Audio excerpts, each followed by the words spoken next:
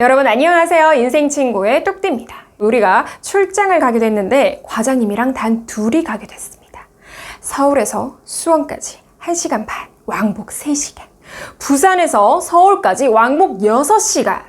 이 시간에 우리는 과연 과장님이랑 어떻게 대화해야 될까요? 아니 나는 아무 말도 안 해도 괜찮던데요? 하시는 분들은 괜찮지만 나는 말 안 하는 게 너무 답답합니다. 진짜 근데 말은 하고 싶은데 어떻게 말해야 될지 모르겠는데요? 하시는 분들을 위해서 준비했습니다.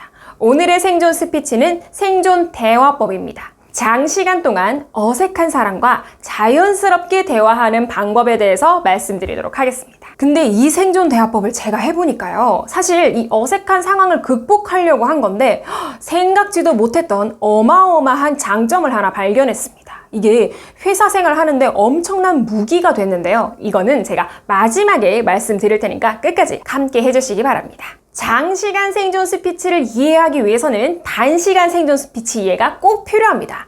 저번 영상 있으니까요. 안 보고 오신 분들은 꼭 먼저 보고 오시는 거 추천드리고요. 간단하게 말씀드리면 단시간 생존 대화법은요. 객관적인 질문을 통해서 객관적인 대답을 하는 우리 정보의 대화를 통해서 우리 엘리베이터가 1층에서 7층 올라갈 때까지 그 시간을 아주 자연스럽게 대화를 하면서 보냈습니다. 장시간 대화를 할 때도 우리가 이렇게 정보의 대화를 하면 어떻게 될까요? 머리가 너무 아프죠. 정보는 한계가 있기 때문에 끄집어내는데도 한계가 있습니다. 그럼 어떻게 얘기를 해야 될까요? 우리는 주관적인 이야기를 해야 됩니다.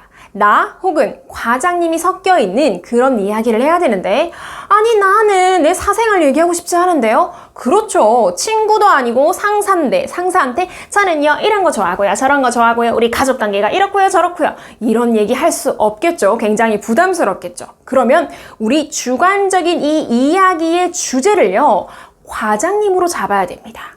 과장님의 사생활 말고 과장님의 회사에서의 경험, 회사에서의 인생을 주제로 담아야 됩니다. 대화의 주도권을 과장님께 드려야 되는데 이걸 어떻게 하느냐? 네, 주관적인 질문 아닙니다. 우리는 객관적인 척하는 주관적인 질문을 통해서 과장님과 함께 대화를 해야 합니다. 예를 들어서 과장님의 이야기, 과장님의 신입사원 때의 주관적인 이야기를 듣는다고 해볼게요. 그럼 주관적인 질문을 하면 이렇게 하겠죠. 과장님 신입사원 때 어떠셨어요? 자, 이런 질문을 들으면 과장님은 신입사원 때 그지 같았지. 근데 내가 그걸 니한테 어떻게 얘기하겠니? 라고 생각하시면서 그냥 그랬지 뭐 이렇게 대화를 마치실 겁니다. 그러면 우리는 이렇게 질문을 해야 됩니다. 아니 과장님 그 회사에 입사하니까요 그 축하 선물로 집으로 선물 보내주시더라고요. 과장님도 선물 받으셨습니까? 이게 바로 객관적인 척하는 주관적인 질문입니다. 객관적인 척, 선물 받았습니까? 안 받았습니까? 예, 아니요. 할 수 있지만 사실은 과장님의 신입사원 때를 넌지시 물어보는 거죠. 자, 과장님이 예스라고 했다. 나도 받았지. 나는 뭐 이런 거 받았던 것 같은데 잘 기억 안 난다. 그러십니까? 저는 이거 받으니까는 진짜 열심히 해야겠다. 이런 생각이 들어가지고 과장님도 혹시 신입사원 때 이런 생각 하셨습니까? 자연스럽게 객관적인 척하는 질문에서 주관적인 질문으로 넘어왔습니다. 과장님도 신입사원 때 그러셨습니까? 그럼 과장님이 뭐 또 그런 게 아니 내 신입 때는 막 그런 거 없었고 나는 뭐 이렇게 네, 블라블라블라 신입사원 때 어떠셨는지 말씀하실 수 있습니다.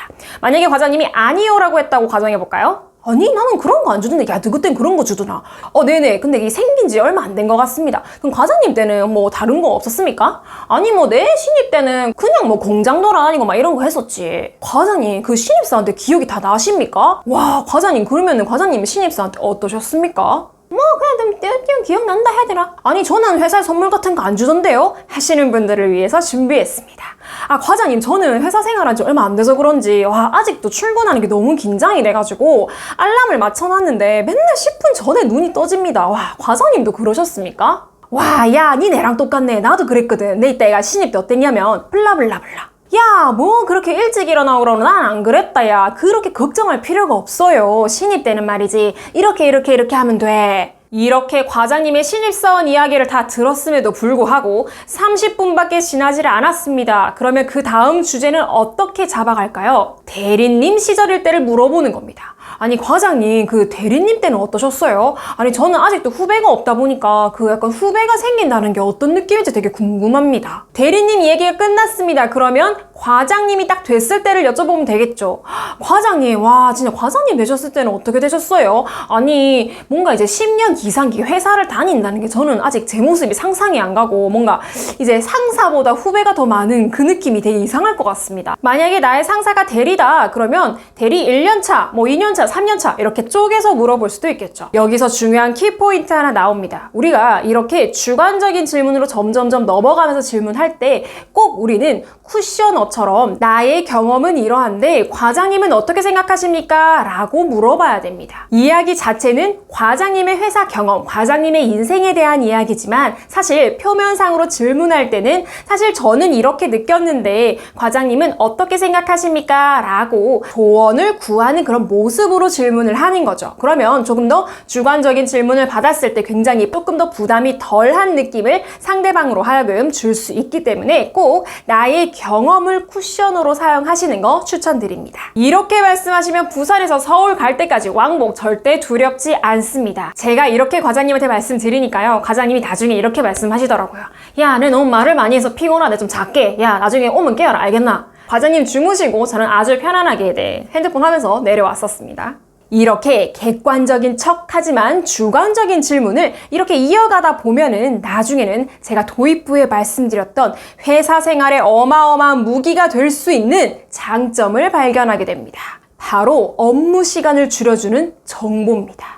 예를 들면 우리 부서의 이슈사항이 뭐가 있는지, 그 이슈사항을 대하는 팀원들의 생각은 어떤지, 그리고 과장님의 성향은 어떤지, 우리 부서장님은 그 이슈사항에 어떤 결정을 내리셨는지에 대해서 모든 정보를 알 수가 있습니다. 그 정보를 알고 있으면 우리가 일하는 데 있어서 업무 시간 굉장히 단축할 수 있는 거 여러분 잘 아실 거라고 생각합니다. 이런 정보를 얻기 위해서는요, 주관적인 질문을 할 때 한 가지 더 중요한 점이 있습니다.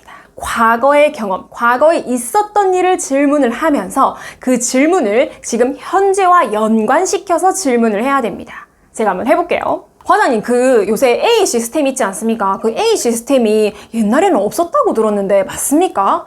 그래, 야, 그 시스템이 없어가지고 우리 옛날에 얼마나 보고하는데 힘들었는 줄 아나? 내가 그래가지고 엑셀로 막 하나하나 다 해가지고 진짜 힘들었다, 애가. 진짜 힘드셨을 것 같습니다. 아니, 그러면은 지금은 그럼 A 시스템이 어떻게 나오게 된 겁니까? 야, 그거니 몰랐나? 우리 부서장님 있다, 애가 그런 거 되게 싫어하셔. 막 효율성 없이 일하는 거. 그래가지고 그 매뉴얼화 하셔가지고 시스템으로 만드셨다, 애가. 우리 부서장님은 시스템화 하는 걸 굉장히 좋아하신다라는 정보를 얻었습니다. 그러면 내가 보고할 때도 항상 시스템화해서 보고하는 게 좋겠구나. 그러면 한 번에 결제가 나겠구나 라는 정보를 얻을 수 있습니다. 하나 더 들어볼게요. 과장님, 그 B 프로젝트 있지 않습니까? 아니, 그거는 저는 최근에 하는 건 줄 알았는데 뭐 예전부터 했다고 하더라고요. 과장님도 그거를 진행하셨습니까? 야, 그거 내가 했지. 야, 내 할 때는 있다, 이가. 그것도 말 많았다. 나는 이래 하자. 뭐 김 과장은 이래 하자. 이래가지고 막 하다가 결국에는 그냥 약간 좀 타협해서 했는데 그것도 부서장님이 결정 내려주셨다, 애가. 과장님 그렇습니까? 그러면은 지금 하는 것도 과장님 하셨던 것처럼 제가 그렇게 진행하면 되겠네요? 아니지. 야, 이제는 좀 달라졌잖아. 이런 것도 있고 저런 것도 있으니까 요거 고려해가지고 그래 해야지. 제가 해야 되는 업무를 과장님이 어떻게 과거에 처리하셨는지도 들었고 지금 내가 이걸 처리할 때 이걸 어떤 걸 고려해가지고 일을 해야 되는지도 들었습니다. 얼마나 업무 시간이 단축되겠습니까? 이런 주관적인 질문을 통해서 여러 가지 정보를 얻다 보면은 나중에는 사람 간의 관계도 보입니다. 그런데 이런 정보들은요, 사실 첫 번째 대화에서 다 얻기는 힘듭니다. 그래서 일상 속에서도 많이 얘기를 좀 하셔야 되는데 그거는 제가 다음 영상에서 정보를 수집하는 방법에 대해서 한번 말씀드려 볼게요. 이 정보를 수집하게 되면요, 정말 정보를 잘 활용할 수 있는 한 가지 시간이 있습니다. 바로 회의 시간입니다.